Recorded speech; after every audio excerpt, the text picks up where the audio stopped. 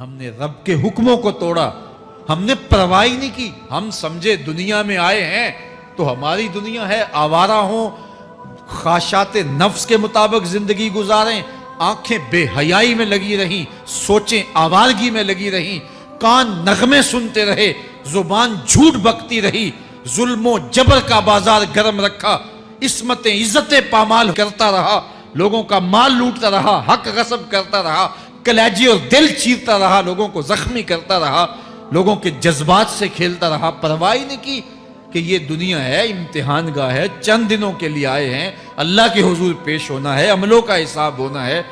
اب جب وہ دیکھیں گے کہ ہمارے ساتھ کیا ہونے والا ہے تو ان کے چہرے پہلے بگڑ جائیں گے۔ کیوں؟ وہ گمان کریں گے کہ ان کی ریڑھ کی ہڈی توڑ دی جائے گی، ایسے عذاب آئیں گے جس طرح کسی کی ریڑھ کی ہڈی ٹوٹ جائے تو اس کا چہرہ شگفتہ گلاب تو نہیں ہوتا، اس کا چہرہ جو ہے وہ تو کس قدر مرجھایا ہوا ہوتا ہے۔ تو اللہ ارشاد فرماتا ہے اس طرح ان کے چہرے ہوں گے۔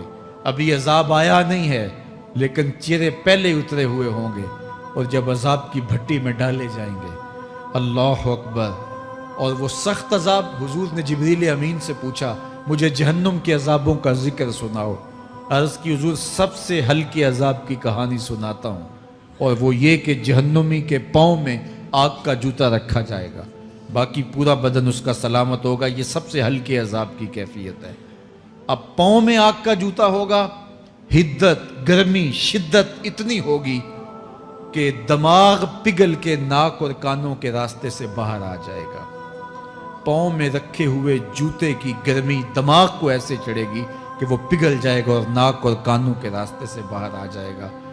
تو اللہ کے عذاب کے خوف سے چہرے بگڑ جائیں گے، حالت سلامت نہیں رہے گی۔ یہ بات ذہن میں رکھیں کہ اللہ جس کو جہنم میں ڈالے گا اس کو اس صورت میں نہیں ڈالے گا، یہ محمدی صورت ہے، یہ شکل اس کی چھین لی جائے گی اور اس کی شکل بڑی کر دی جائے گی۔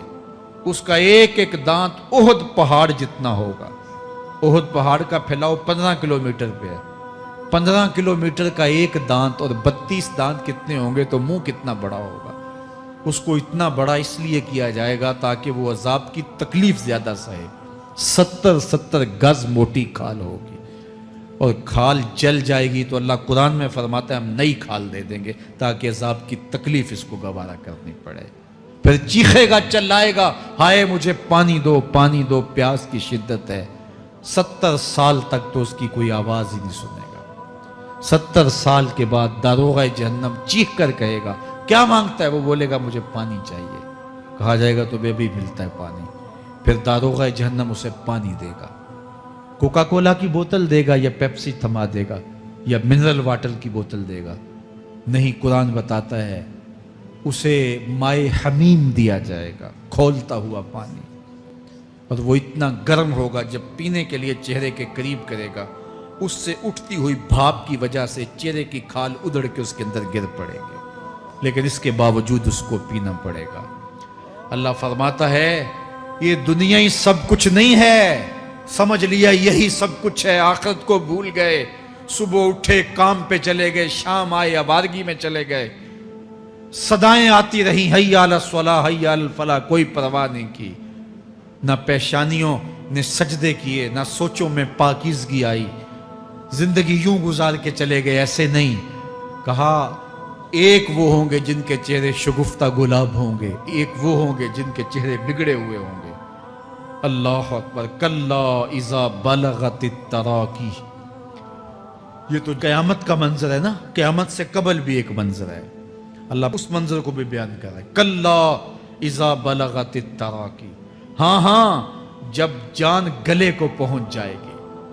اے انسان تیرے اوپر وہ گھڑی بھی آنے والی ہے، وہ وقت بھی آنے والا ہے جب سانس اس ہنسلی میں اٹک جائے گا، جب سینے سے بھی سانس اوپر چلی گئی، اب ڈاکٹر بھی لا علاج قرار دے رہے ہیں کہ اب علاج نہیں رہا ہے، جان بس اب نکلنا چاہ رہی ہے، اور کہا جائے گا کوئی جھاڑ پھونک والا بلاؤ۔ اب ڈاکٹروں نے تو جواب دے دیا، اب سانس اٹک گئی گلے میں، چند لمحوں کی مہمان ہے۔ اب ڈاکٹروں نے کہا اب ہماری جانب سے لا علاج ہو گیا، اب لے جاؤ اس کو گھر، یا وینٹیلیٹر پہ ڈال دیتے ہیں اس کو، بس اب ہماری جانب سے کوئی اس کا علاج نہیں ہے. اب گھر والے روتے ہیں, کہتے ہیں کوئی جھاڑ پھونک والا لاؤ, کوئی دم والا لاؤ, شاید وہ کوئی دم کرے تو اس کی جان میں جان آ جائے. ڈاکٹروں نے تو لا علاج قرار دے دیا. وَظَنَّ عَنَّهُ الْفِرَاقُ. اللہ فرماتا ہے یہ تو جھاڑ پھونک والے کو ڈھونڈ رہے ہیں, لیکن جس کی سانس یہاں اٹکی ہے وہ سمجھ گیا ہے اب موت آ گئی ہے. اس کو یقین ہو گیا ہے کہ اب موت کے لمحے آ گئے ہیں, اب میں بچ نہیں پاؤں گا. اب آنکھیں تاڑے لگی ہوئی ہیں. وَالْتَفَّتِ السَّاقُ بِالسَّاقِ. پنڈلی پہ پنڈلی چڑھ رہی ہے. جب موت آ جاتی ہے تو پھر پنڈلی سے پنڈلی لپٹ جاتی ہے, اس کو پھر جدا کرتے ہیں اور جدا کر کے دونوں انگوٹھے باندھ دیتے ہیں تاکہ پنڈلی کے اوپر پنڈلی نہ چڑھے.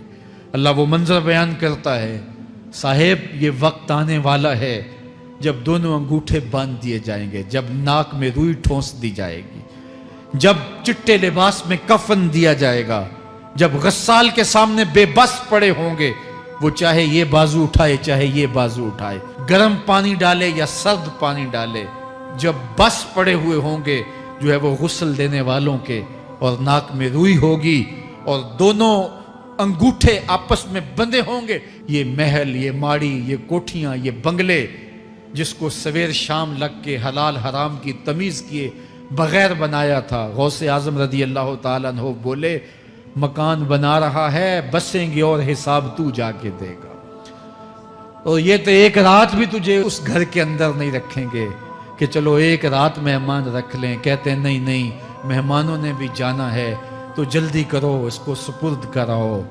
وہ تو تیرا لباس بھی پھاڑ کے اتاریں گے, خود غسل دینے کے لیے تیار بھی نہیں ہے. تجھ سے خوف آنے لگا ہے, جاندی واری ڈرونا بنے ہوتے, ہاتھ نہ لاندے ڈر دے, جنہ لئی تو پاپ کمائے اج کتھے نہیں تیرے کر دے. آج تو وہ تیرے ساتھ تجھے غسل دینے کے لیے آمادہ نہیں ہے. وَالْتَفَّتِ السَّاقُ بِالسَّاقِ. جب پنڈلی پہ پنڈلی چڑھنے لگ جائے گی, إِلَىٰ رَبِّكَ يَوْمَئِذٍ الْمَسَاقُ. اس دن تیرے رب کی طرف ہی لوٹ کے جانا ہے. فَلَا صَدَّقَ وَلَا صَلَّىٰ. اس نے نہ تو سچ مانا اور نہ نماز پڑھی. وَلَٰكِنْ كَذَّبَ وَتَوَلَّىٰ. ہاں جھٹلایا اور منہ پھیر کے چل پڑا. ثُمَّ ذَهَبَ إِلَىٰ أَهْلِهِ يَتَمَطَّىٰ. پھر اپنے گھر کو اکڑتا ہوا چلا. اولا لَكَ فَأَوْلَىٰ ثُمَّ أَوْلَىٰ لَكَ فَأَوْلَىٰ. تیری خرابی آ پہنچی, ہاں تیری خرابی آ پہنچی. اَيَحْسَبُ الْإِنسَانُ أَن يُتْرَكَ سُدًى. انسان دنیا میں یہ گمان کرتا ہے اس کو سدا چھوڑ دیا جائے گا. سدا عربی میں ایسے اونٹ کو کہتے ہیں جس کی مہار کسی کے ہاتھ میں نہ ہو. شترے بے مہار, جہاں مرضی جس گھاٹ سے چاہے پانی پیے, جہاں سے مرضی چارہ لے, تو شترے بے مہار کو کہتے ہیں سدا. تو یہ انسان بھی گمان کرتا ہے کہ میں بھی سدا ہوں, مجھے کوئی کیوں پوچھے, میرے جذبات پہ کوئی کیوں قدغن لگائے, مجھے کیوں روکے کوئی. بالخصوص جوانی کے ایام کے اندر جوان کو بڑا ہوتا ہے کہ کوئی مجھے کیوں, وہ تو ماں باپ کے کہنے میں بھی نہیں آنا چاہتا. وہ کہتا ہے کیوں مجھے روکتے ہیں, میری جوانی ہے, میرے جذبات ہیں, مجھے آزادی سے جینے دو, کیوں میرے راستے میں رکاوٹ بنتے ہو, میں سدا ہوں. اللہ فرماتا ہے نہیں, ایک اونٹ تو سدا ہو سکتا ہے جس کو میں نے اشرف المخلوقات بنایا ہے, اس کو تو سدا نہیں چھوڑوں گا, اس کو تو پابند بناؤں گا حکام کا. اب وہ کہتا ہے کہ نہیں نہیں, یہ کیسے دوبارہ اٹھائے جائیں گے. اب دوبارہ وہی بات پھر آ گئی. الم یک نطفۃ من منی یمنا. اللہ فرماتا ہے ایک بوند تھی نا, پانی کا ایک قطرہ تھا جو رحم مادر میں رکھا گیا. ثم کان علقہ, پھر وہ پانی کا قطرہ لوتھڑا بنا. فخلق فسوی, پھر اللہ نے اسے پیدا فرمایا اور پھر ٹھیک ہموار کیا. فجعل منہ الزوجین الذکر والانثی, پھر اس سے وہ جوڑ بنائے, کوئی مرد بنایا کوئی عورت بنائی. کہا اب غور کر, اب تیری آنکھیں دیکھتی ہیں, بجلیاں چمکتی ہیں, تیری زبان کا طوطی بولتا ہے, لوگ اشش کرتے ہیں تیری گفتگو پہ, تیری گفتار پہ صدقے جاتے ہیں, تیرے لہجے کے جمال کو دیکھتے ہیں, تیرے سینے کا زور, تیرے پنجوں کی طاقت, تیری دماغ کی تیزیاں اور تیری سوچوں کے اجالے, تیری زوردار ٹانگیں, تیرے کڑیل بازو اور تیری چوڑی چھاتی, اور تیرے گلاب کی پتیوں جیسے ہونٹ، اے انسان یہ سب کچھ کہاں تراشا گیا؟ ماں کے رحم میں، اس تاریکی میں جو 3 پردوں میں تھی، تیرا سر تیرے گھٹنوں میں تھا، اور تیرے رب نے وہاں تیرے اندر نسوانیت یا رجولیت کی صلاحیتیں پیدا کی، تیری آنکھوں میں چمک پیدا کی، تیرے کانوں میں نغمے بکھیرے، تیری زبان کے پٹھوں پہ قوت ذائقہ رکھی، تجھے بولنے کی صلاحیت دی، تیرے پنجوں میں زور رکھا۔ آج تو مفتی شہر ہے، آج تو علامۃ الدہر ہے، آج تو قاضی القضات ہے، آج تو منسٹر ہے، آج تو وزیر اعظم ہے، آج تو پہلوان ہے، آج تو شہزادہ ہے، آج تو بادشاہ ہے، آج تو زوراور ہے، آج تیری طاقت کے کیا کہنے؟ آج شیروں کو تو نچا لیتا ہے، ہاتھیوں کو تو بٹھا لیتا ہے، آج تو بڑا زوراور گھڑ سوار ہے، آج تیری طاقت کے کیا کہنے؟ تو کشتی کرتا ہے، زمانہ دیکھنے آتا ہے، آج تیری طاقت کے شوہرے ہیں، تیری عظمت کے تنتنے ہیں، لیکن انسان تو ایک ناپاک قطرہ تھا اور رحم مادر میں تھا۔ تیرے اندر یہ رنگ کس نے بھرے؟ تیرے کانوں میں نغمے کس نے رکھے؟ تجھے دماغ کی قوتیں کس نے دی؟ زبان کو بولنا کس نے سکھایا؟ آنکھوں میں توانائیاں کس نے رکھی؟ تیری زبان کا طوطی بولتا ہے، یہ سلیقے کس نے دیے؟ پھر اللہ فرمایا، کتنا زوردار بیان ہے، الیس ذالک بقادر علی ان یحیی الموتى، جو ماں کے پیٹ میں ایک نطفے کو ایک خوبصورت انسان بنا سکتا ہے، ہڈیوں کو جوڑ کے دوبارہ انسان نہیں بنا سکتا؟ کیا وہ دوبارہ تجھے کھڑا نہیں کر سکتا اپنے سامنے پیش ہونے کے لیے، جس کے حکموں کو تو نے توڑا ہے، جس کے فرامین کا تو نے مذاق اڑایا ہے؟ کیا وہ اتنا ہی بے بس ہے کہ اپنے حضور تجھے جو ہے وہ کھڑا ہی نہیں کر سکتا ہے؟ جس رب نے تجھے ماں کے شکم میں شکل دی، حضرت شیخ فرید الدین عطار بولتے ہیں، سانے کستی سلاتی می شود، ایسا کاریگر ہے مٹی سے بادشاہ بنا ڈالتا ہے۔ اس نے مٹی سے دارا و سکندر بنائے، اس نے مٹی سے جو ہے وہ رستم و سہراب بنائے، اس نے مٹی سے کیا کیا بنا دیا جو مٹی سے بادشاہ بنا سکتا ہے، جو نطفہ رحم مادر سے جو ہے وہ شکل اور صورت اور رنگ اور جمال بنا دیتا ہے۔ تیری صورت نکھرتی ہے، تیرے ہونٹ گلابی ہیں، اور تیری نرگسی آنکھیں ہیں، تیرے ریشمی بال ہیں، اور تیری خوبصورت رنگت ہے، تو چال چلتا ہے تو لگتا ہے قیامت چل رہی ہے، تیرا قد رانا جو ہے وہ صنوبر کو شرماتا ہے، تیری گفتار کے تنتنے ہیں۔ جس نے اتنی خوبصورت شکل ماں کے رحم میں بنائی، کیا وہ ہڈیوں کو جوڑ کے دوبارہ انسان نہیں بنا سکتا؟ وہ دوبارہ انسان بنائے گا اور پھر تجھے اپنے حضور کھڑا کرے گا۔ اور ایک حدیث میں آتا ہے، اللہ بندے کو اپنے حضور کھڑا کرنے کے بعد اپنے سامنے سے ہٹنے نہیں دے گا جب تک 5 سوال نہیں پوچھ لے گا۔ ان عمرہ ہی فیما افنا ہو، اس کی عمر کے بارے میں پوچھے گا، کہاں ضائع کی؟ میں نے تجھے زندگی دی، 60 سال 70 سال 40 سال 50 سال، اس زندگی کو کہاں گزار کے آیا ہے؟ ان شباب ہی فیما ابلا ہو، اس کی جوانی کے بارے میں پوچھا جائے گا، جوانی کہاں گزار کے آیا ہے؟ مجنوں تو نہیں بنا رہا، خواہشات کا اسیر تو نہیں ہو گیا، دیوانوں کی طرح زندگی تو نہیں گزار کے آ گیا؟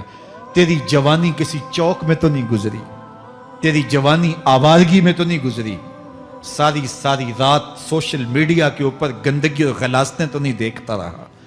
تیری زندگی گزری کہاں ہے؟ تیری جوانی گزری کہاں ہے؟ اگر کوئی جواب نہ ہوا تو پھر کیا جواب دے گا؟ اور وہ کتنا خوش نصیب ہوگا جو کہے گا، مالک میری جوانی سجدوں میں گزری، میری جوانی قیام میں گزری، میری جوانی رکوع میں گزری۔ میرے حضور فرماتے ہیں، سبعۃ یظلھم اللہ فی ظلہ یوم لا ظل الا ظلہ، 7 اشخاص ایسے ہیں قیامت کے دن جب کوئی سایہ نہیں ہوگا، اللہ ان 7 کو اپنے عرش کا سایہ دے گا۔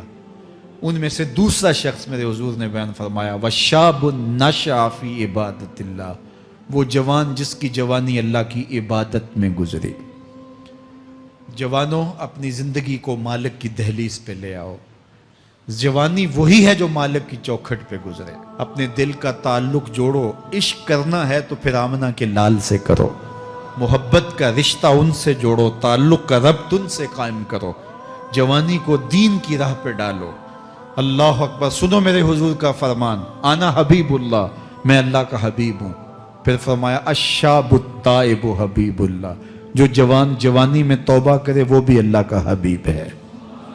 آؤ اللہ کے حبیب بن جاؤ، اللہ کے حبیب بن جاؤ، اللہ کے حبیب بن جاؤ، اللہ کے محبوب بن جاؤ۔ لیلۃ القدر کی گھڑیاں ہیں، رات کا پچھلا پہر ہے، اللہ کے حضور یہ عہد کر کے اٹھو، مالک جو زندگی گزر گئی، آئندہ جوانی کا ایک ایک لمحہ تیرے لیے گزرے گا۔